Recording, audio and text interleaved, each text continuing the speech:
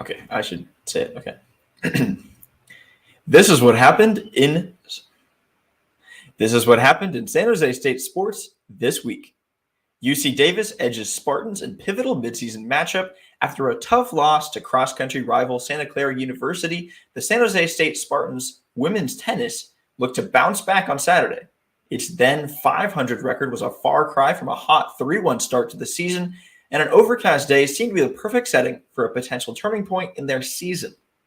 However, they had a good look in the statistics column, but UC Davis ended up taking the match with a final team score of 4-3. This is SJSU's third straight loss after a hot start, and they fell to just 3-4 on the year. They played next at the University of San Francisco on March 4th at 11 a.m. That story is by Thomas Christian.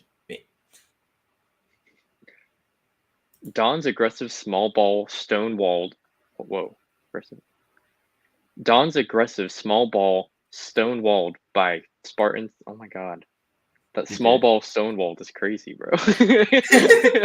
Small ball stonewall. Don's aggressive small ball.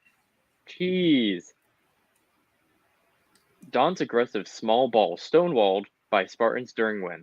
Lost in the war of the Spartans' thrilling 6-5 walk-off win against the San Francisco Dons was a meticulous defensive effort to fend off a merciless...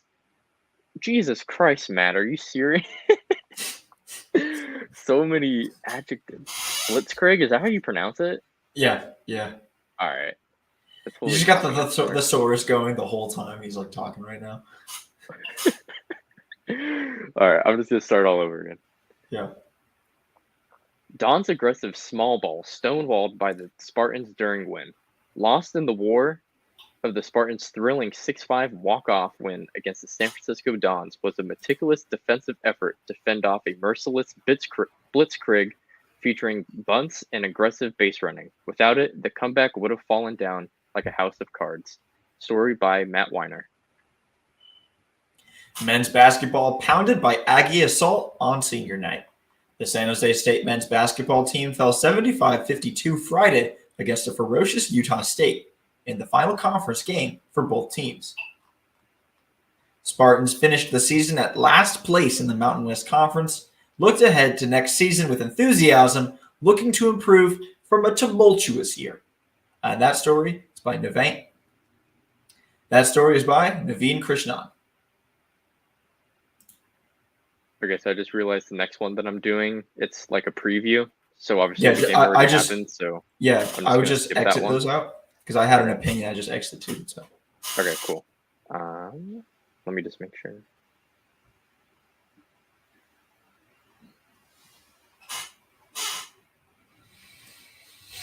Okay. Ooh, I'm reading yours. Oh my God. Oh God. Ooh, I'm reading yours. Air Force, no match for high-flying Spartans. The San Jose State women's gymnastics team swept Air Force in their Colorado Springs meet on Friday. SJSU led in all categories with Jada, Missouri, high in the standings in all four competitions. SJSU had already wrapped up its home schedule, including a heartwarming senior night, and now looked to finish the season strong as it marches towards the NCAA championship. By Thomas Christian. Water polo. Shoot my chair. Water polo unable to finish comeback against Arizona State. San Jose State's women's water polo fell to Arizona 11-10 in a loss that seemed closer on paper than the affair actually was. On a sunny day in the Spartan Recreation Athletic Center, a hefty crowd soaked in a high-profile Division I water polo matchup. Both SJSU and ASU entered Saturday a game over 500 and were looking to create some much-needed separation in the league standings. Unfortunately, the clock ran out on a potential Spartans comeback, and the heavy crowd that had kept SJSU in the match was for once silenced. As fans started to file out of the SRAC stands, ASU celebrated its difficult road win, and the Spartans regrouped for the week ahead. Story by your own Thomas Christian. McAdoo caps off lockdown pitching with go-ahead home run in 8th versus New Mexico. You didn't need to see Charles McAdoo swing followed by a stop and a stare to know he gave the Spartans a 3-1 lead in the bottom of the in the 8th. Instead, you could have just looked at the Lobos' left fielder Lenny Jr. Ashby's body paralyzed in shock as the ball sailed over his head. McAdoo knew the whereabouts of the baseball a millisecond before Ashby. "I knew I got all of it," said McAdoo. "Got going around the bases and couldn't wait to see my teammates." Story by Matt Weiner. Micah Hairston leads Spartans. Micah Hairston leads Spartans at Cal season opener. San Jose men's track and field traveled to UC Berkeley for a day of casual dominance for the Spartans. SJSU athletes led in almost every category they entered, continuing the strong culture of track and field excellence in Silicon Valley. Just so we're keeping track, San Jose State had 5 first-place finishes in the track competitions to go along with 2 first-place finishes in the field competitions. That's 7 first-place finishes out of only 14 events entered. That's a 50% rate in which SJSU athletes were entered. Story by Thomas Christian. Okay, this one's going to be crazy because it's a 3-day recap. There you go. So I'm just reading over it. They don't have like a beginning and an end or anything like that? Well, so Autumn writes this one, so it's like separated into days. But I'm gonna read like the first couple sentences of each day. So I just want to make sure like I'm transitioning right, and I have to scroll and like see where I'm at. So, gotcha. Yeah. Softball goes 3-2 at GCU Invite.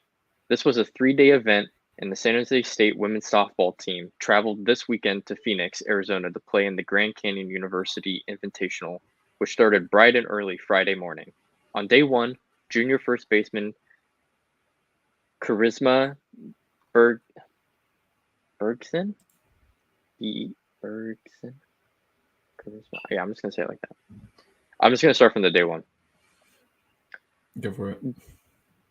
In day 1, junior first baseman Charisma Bergson was the star player on the first day of the GCI as she had 2 home runs and a double with 5 RBIs.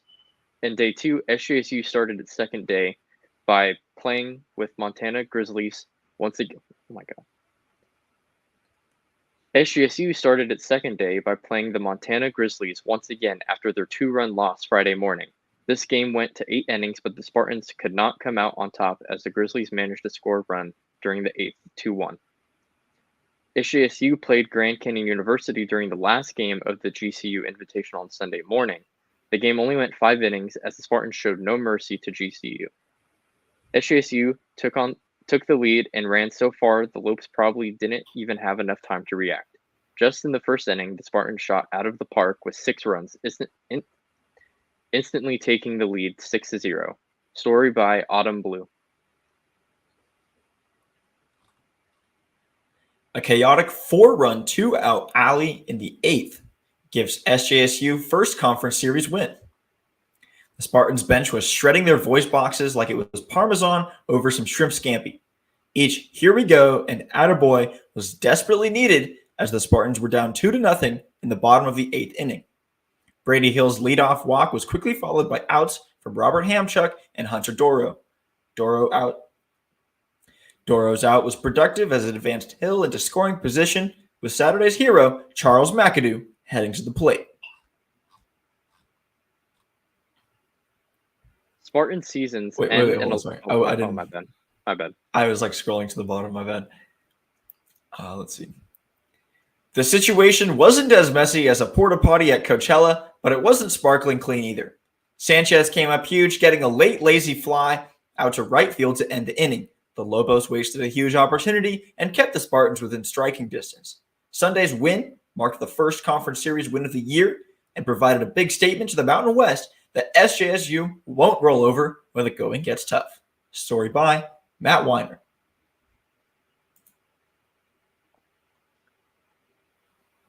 Spartan season ends in loss to the Rams. Number 11 seed San Jose State Spartans were annihilated by the 6th seed Colorado State Rams in the first round of the Mountain West Conference Tournament, 82-43. The main contributor to the Spartans' blowout was the lack of shot making. The Spartans only shot 24% from the field compared to the Rams, who shot 51%. In addition, the Spartans gave the Rams easy look at the rim. The Rams scored 34 of their 82 points in the paint. Unfortunately, this is the end for the women's basketball Spartans season. They will regroup and look forward to next season. Story is by me. Wait, say your name, dude. Dude, my name is Alex McCreary. I know, but tell him say it's like by me. Don't just do me. Come on, you wrote the story. All right. Story is by me, Alex McCreary. Ibrahima Diallo is hungry for matchup against. Oh wait, that's an opinion.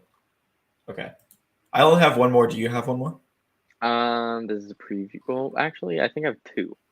Unless hold on. That's fine. I think we messed up. Do yours. Okay, and then you want to do like two in a row, I guess? Yeah. Okay. Women's golf cleans house at Julie Inkster Invitational. San Jose Women's Golf took home the trophy with a first-place finish at the Julie Inkster at Meadow Club Invitational. SJSU was featured this week in the tournament, named after the women's golf legend and San Jose State alumnus.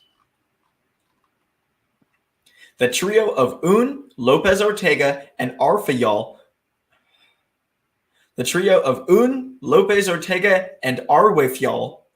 each finished within the top 10 individual players of the tournament. The Spartans will head next to Mountain View Collegiate at the Preserve Golf Club in Tucson, Arizona on the weekend of March 18th. Story by Thomas Christian. Okay, so I thought I had two, but it looks like they posted the same story twice. So it's just one more. Okay. It's wild. I know. I'm gonna tell Max about it when we get to class. Or I might just text him. Spartans look to shock the world in Mountain West tournament. Maybe, just maybe, is the motto for SJSU Spartans as they head into the Mountain West tournament as the last seed with only one conference win this year. Not many contests have been close either, with 14 of those losses coming by double digits. Very little evidence points to the Spartans getting past Fresno State, as they lost twice this year by a total of 50. Even fewer evidence points to SJSU leaving the Thomas and Mack Center with a Mountain West title and a bid to the NCAA tournament. Story by Matt Weiner. Awesome. Okay.